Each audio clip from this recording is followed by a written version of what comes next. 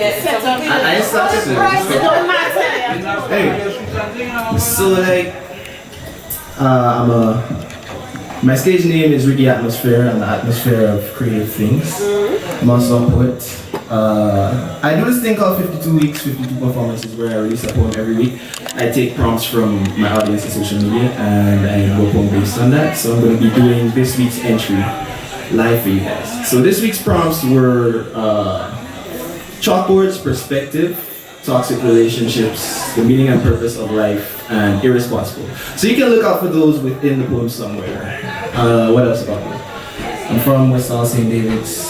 I'm in a long distance relationship. This means I spend a lot of time staring into space. If I do this while you're speaking, don't take it personally. I'm an astronaut in my own subconscious. Bright memories shine over the night sky on the surface of my skull. I pluck them one by one and use them to draw her into pictures that she can never be in. This means that this lightship is very important to me. Home to a handful of nights where we interlocked fingertips and she took a sip of my drink even though I asked her if she wanted one and she said no. Sabrina serenades us sweetly and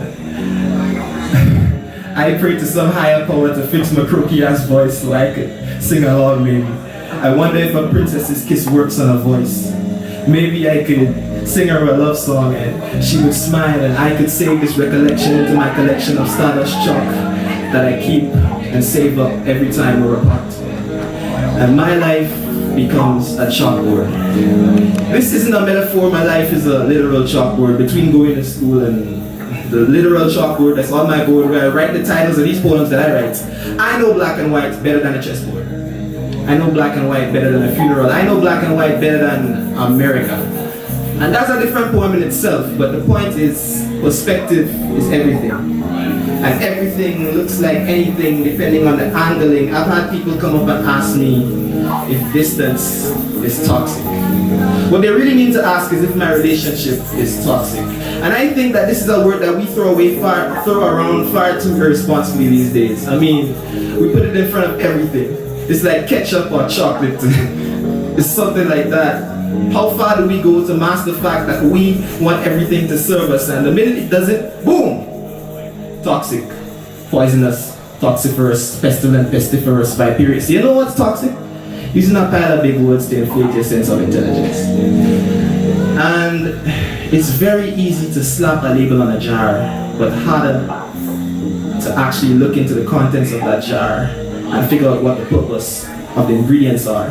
And I think this is part of life's meaning, to understand each other's purpose, but if yours and another person's purpose doesn't align, then maybe this is a sign you're not compatible and not that you should assign a label to them. I mean, let's think about it. Here's a list of things that you don't consider toxic but are killing you slowly. Y'all can help me with this because I have a toxic tendency of trying to do everything on my own. So, let's see. If you haven't figured it out by now, it starts with ketchup and chocolate. KFC, junk food, cell phone screens in general, exhausts, greenhouse gas emissions. Anything from the audience? Help me. Grammar. Whoa. Okay, you're going a bit too far. Anyway, the point is, when you put everything into perspective, the truth is, every relationship we have with everything is slowly killing us. So you have to ask yourself, what or who is worth dying for? Between me and Anya, she's a killer.